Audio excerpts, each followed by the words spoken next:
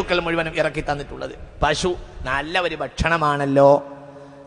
ഇത് ഭക്ഷണമാണെന്ന് ലാ അജിദു ഞാൻ കാണുന്നില്ല, ഫീമാ ഊഹിയ ഇലയ്യ എനിക്ക് നൽകപ്പെട്ട വഹയിൽ ഞാൻ കാണുന്നില്ല, മുഹറമൻ ഹറാമാക്കപ്പെട്ടതായിട്ട്, അലാ ത്വാഇമിൻ ഒരു ഭക്ഷണം ഭക്ഷിക്കുന്നവന്റെ മേൽ, യത്അമുഹു അവൻ ഭക്ഷിക്കുന്ന ഏറ്റവും ഏതെങ്കിലും ഭക്ഷണം, ഇല്ലാ യകൂന മൈത ഇല്ലാ. ശ്രദ്ധിക്കണം, ഇങ്ങോട്ട് തന്നെ ശ്രദ്ധിക്കണം.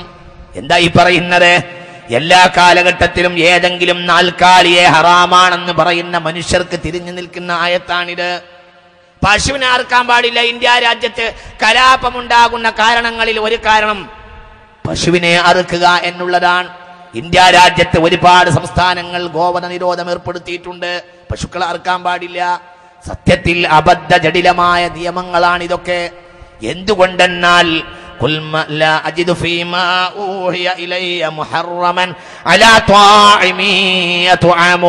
ഇതൊക്കെ അല്ലാഹു മനുഷ്യർക്ക് ഇറക്കിയിട്ടുള്ളതാ. എന്താ കുതിരയും കഴുതയും തമ്മിലുള്ള വ്യത്യാസം? എന്താണ് ആടും പശുവും തമ്മിലുള്ള വ്യത്യാസം?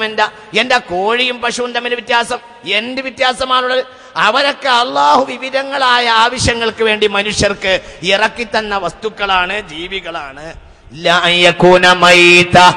ശവമാകാൻ പാടില്ല എന്ന് മാത്രം. അത് മനുഷ്യനിൽ വിരുദ്ധ ഗുണമുണ്ടാക്കും.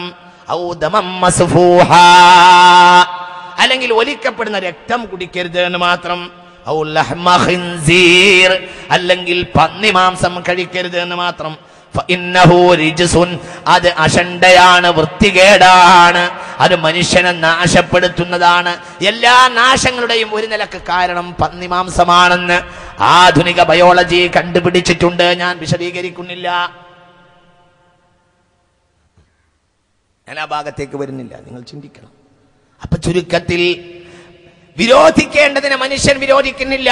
ഇന്ത്യ രാജ്യത്തെ പ്രഗത്ഭന്മാരുടെ പല തീന്മേശകളെയും സമർത്ഥമാക്കുകയും സമൃദ്ധമാക്കുകയും ചെയ്യുന്നത് ഈ പന്നി മാംസമാണെന്ന കാര്യം വളരെ ഗൗരവത്തോടെ നാം ചിന്തിക്കണം. എന്നാലാകട്ടെ അള്ളാഹു ഹലാലാക്കിയിട്ടുള്ള പശുവിനെയും നാക്കാലികളെയും അവർ ഹറാമാക്കുകയും ചെയ്യുന്നു. അള്ളാഹു പറയുന്നു, ആർക്കാണ് ഇതിന് അധികാരമുള്ളത്? ഖുൽ മൻ ഹറമൽ സീനത്തല്ലാഹില്ലതി അഖ്റജ ലിഇബാദിഹി വത്തയ്യിബാത്. അല്ലാഹു തന്റെ അടിമകൾക്ക് ഇറക്കി കൊടുത്തതിനെ ഹറാമാക്കാൻ ആർക്കാണ് അധികാരമുള്ളതെന്ന് വിശുദ്ധ ഖുർആൻ ചോദിക്കുന്നു. ആർക്കും ആ അധികാരമില്ല. മനുഷ്യൻ അള്ളാഹുവിന്റെ അധികാരത്തിൽ കൈവച്ചതാണ്. ചുരുക്കത്തിൽ വിശുദ്ധ ഖുർആൻ ഈ ആശയം അംഗീകരിക്കുന്നില്ല. ഞാൻ ഈ രാജ്യത്തെ ഏതെങ്കിലും ഒരു നിയമത്തോടെതിരാവുകയോ ഒരു സമൂഹത്തെ വ്രണപ്പെടുത്താൻ ആഗ്രഹിക്കുകയോ ചെയ്യുകയല്ല. പകരം ഇവിടെ ചിന്തിക്കണമെന്ന് ആവശ്യപ്പെടുകയാണ്. ഇത് മുസൽമാന്റേതല്ല, എല്ലാവരുടേതുമാണ്. ഞാൻ ഇന്നലെ പറഞ്ഞല്ലോ, കാഫത്തൽ ലിന്നാസി ബശീറൻ വനദീറാ. ഈ പറഞ്ഞതിൽ എന്തെങ്കിലും അർത്ഥമുണ്ടോ? എന്തുകൊണ്ട് ഗോമാംസത്തെ ഹലാലാക്കുകയും പന്നിമാംസത്തെ ഹറാമാക്കുകയും ചെയ്തു?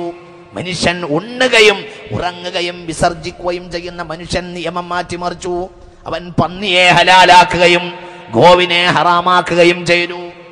എന്താ പറഞ്ഞതിന്റെ പിന്നിൽ? അവനും ഒരു ഗോവിനെ പോലെയായി. മുമ്പേ ഗമിക്കുന്ന ഗോവു തന്റെ പിമ്പേ ഗമിക്കും ബഹു ഗോക്കളെല്ലാം.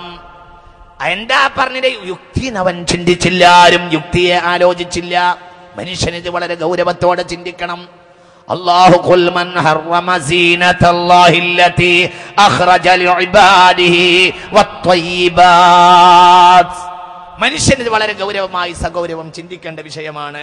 അല്ലാഹു പറയുന്നു, ഫഇന്നഹു റിജ്സുൻ ഔ ഫിസ്ഖൻ ഉഹില്ല ലിഗൈരില്ലാഹ്. അല്ലെങ്കിൽ അല്ലാഹുവിന്റെ നാമം ഉച്ചരിക്കാതെ അറുക്കപ്പെട്ടത്, അതിനെയും നിഷിദ്ധമാക്കാം. അല്ലാത്ത കാരണം ഇത് മനുഷ്യന് നൽകിയത് അല്ലാഹുവാണ്. നേരത്തെ നാം സംസാരിച്ചല്ലോ, അല്ലാഹുമ്മ മാ അസ്ബഹ ബി മിൻ നിഅമത്തിൻ ഔ ബി അഹദിൻ മിൻ ഖൽഖിക ഫമിൻക വഹ്ദക ലാ ശരീക ലക്. അല്ലാഹു നമ്മെ കാത്തിരക്ഷിക്കട്ടെ. അപ്പൊ വിശ്വാസികൾ വളരെ സഗൗരവം ഇത് ചിന്തിക്കണം. ഇങ്ങനെയുള്ള ബദ്ധജടിലമായ ശിർക്കുകളും അന്ധവിശ്വാസങ്ങളും സമൂഹത്തിൽ വളർന്നുകൊണ്ടിരിക്കുന്നു. അതുകൊണ്ട് വിശുദ്ധ ദീൻ ചെയ്തത്, വിശുദ്ധ ഖുർആനും തിരുഹദീസും ചെയ്തത്, ശിർക്ക് കടന്നു വരാനുള്ള എല്ലാ വഴികളെയും അടക്കുകയാണ് വിശുദ്ധ ഖുർആൻ ചെയ്തിട്ടുള്ളത്, തിരുഹദീസ് ചെയ്തിട്ടുള്ളത്. ഞാൻ ചില ഉദാഹരണങ്ങൾ നിങ്ങളെ മുന്നിൽ കേൾപ്പിക്കാം, നിങ്ങൾ ചിന്തിക്കണം. സ്വഹീഹുൽ ബുഖാരി സ്വഹീഹുൽ ബുഖാരി, സ്വഹീഹ് മുസ്ലിം. ഷിർക്ക് വഴി അന്ധവിശ്വാസം, പിന്നെ അന്ധവിശ്വാസത്തിന്റെ മുകളിലേറി ഷിർക്ക് വരികയും ചെയ്യും. അല്ലെങ്കിൽ ബേസ് ഷിർക്കായിരിക്കുന്നു. സമൂഹത്തിൽ വ്യത്യസ്തമായ തലങ്ങളിൽ അത് പ്രതിഫലിക്കും. ചിലർക്കത് ഷിർക്കായി മാറും, ചിലർക്കത് ഷിർക്കിലേക്ക് ഏണിയായി മാറും. അങ്ങനെയുള്ള എല്ലാ അന്ധവിശ്വാസങ്ങളെയും ദീൻ എതിർത്തിട്ടുണ്ട്. മുസ്ലിം അതൊന്നും ചെയ്യാൻ പാടില്ല.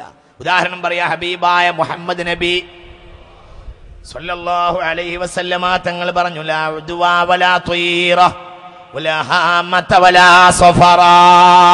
സ്വഹീഹുൽ ബുഖാരി, സ്വഹീഹ് മുസ്ലിം. ചിന്തിക്കണം.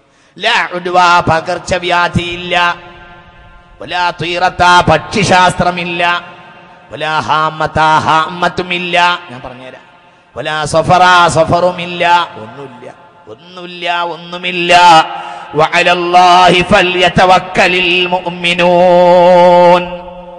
ഇന്നമൽ മുഅ്മിനൂന അല്ലദീന ഇദാ ദുകിറല്ലാഹു വജിലത് ഖുലൂബുഹും വഇദാ തുലിയത് അലൈഹിം ആയാതുഹു സാദതുഹും ഈമാനാ വഅലാ റബ്ബിഹിം യതവക്കലൂൻ. ലാ ഉദ്വാ പകർച്ചവ്യാധിയില്ല. അപ്പോൾ സ്വഹാബി ചോദിച്ചു, നബിയേ, കുതിരയിൽ നിന്ന്, ഒട്ടകങ്ങളിൽ നിന്നൊക്കെ പകർച്ചവ്യാധി കാണുന്നുണ്ടല്ലോ. ഹബീബായ റസൂൽ പറഞ്ഞു, ഖലഖല്ലാഹു കുല്ല നഫ്സിൻ ഹയാതഹാ വമമാതഹാ വഖൈറഹാ വമുസീബതഹാ വറിസ്ഖഹാ.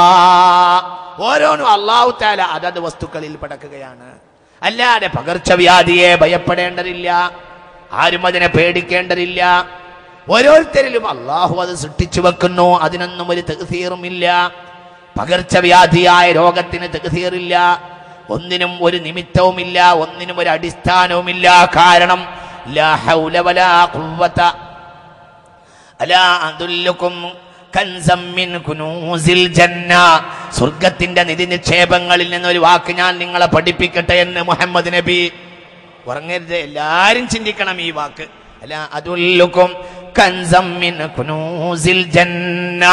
സ്വർഗ്ഗത്തിന്റെ നിധി നിക്ഷേപങ്ങളിൽ നിന്നൊരു വാക്ക് ഞാൻ നിങ്ങളെ പഠിപ്പിക്കട്ടെയോ എന്ന് മുഹമ്മദ് നബി. അഥവാ സ്വർഗത്തിന്റെ നിധി നിക്ഷേപം എന്ന് പറഞ്ഞാൽ അതിന്റെ അർത്ഥം അത് കൈവശമുണ്ടായാലേ സ്വർഗത്തിന്റെ നിധിയിലെത്തിച്ചേരുകയുള്ളൂ. വലാ യാ റസൂലല്ലാഹ് പഠിപ്പിച്ചേര് നബിയെ എന്ന് പറഞ്ഞു. ഖാല, ഹബീബായ നബി പറഞ്ഞു, ലാ ഹൗല വലാ ഖുവത ഇല്ലാ ബില്ലാഹിൽ അലിയിൽ അലീം. ലാ ഹൗല വലാ ഖുവ.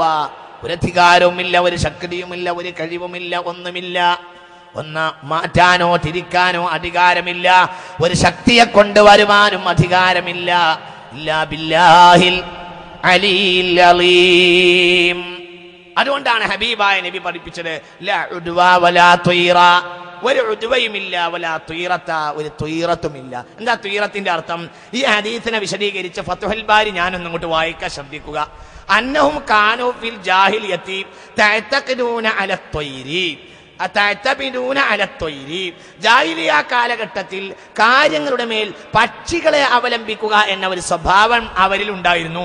അവരിൽ മാത്രമല്ല, നമ്മളിലും ഉണ്ട് എന്ന് ഞാൻ പറഞ്ഞുതരാം. നമ്മൾ കാണിക്കണം എങ്ങനെയാണത്. ഫഇദാ ഖറജ അഹദുഹും ലി അംരിൻ. ഒരാൾ ഒരു കാര്യത്തിന് വേണ്ടി ഇറങ്ങി പുറപ്പെടുകയാണെങ്കിൽ ഫഇൻ റഅ ത്വയ്റ യുംന, വലഭാഗത്തുനിന്ന് പക്ഷി പറന്നത് കണ്ടാൽ തയമ്മന ബിഹി, വലിയ ബർക്കത്ത് ഉണ്ടാകും എന്നയാൾ വിചാരിക്കും. വസ്തമറ, ആ യാത്ര തുടരുകയും ചെയ്യും. വഇൻ റആഹു ത്വാറ യുസ്റ, വഇൻ റആഹു ത്വാറ യുസ്റ. മനസ്സിലായില്ലേ?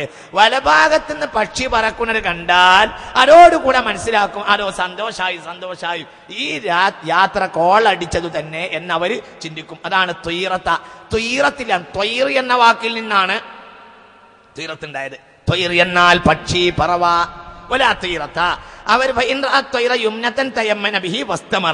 ആ യാത്രയിൽ അവർ കഴിഞ്ഞുകൂടും, ആ യാത്രയിൽ മുന്നോട്ട് പോകും, കുഴപ്പമൊന്നുമില്ല. എടഭാഗത്തു നിന്നാണ് പക്ഷി പറക്കുന്നത് കണ്ടാൽ അവലക്ഷണമായി അവർക്ക് തോന്നുകയും ആ യാത്രയിൽ അവര് മടങ്ങുകയും ചെയ്യും.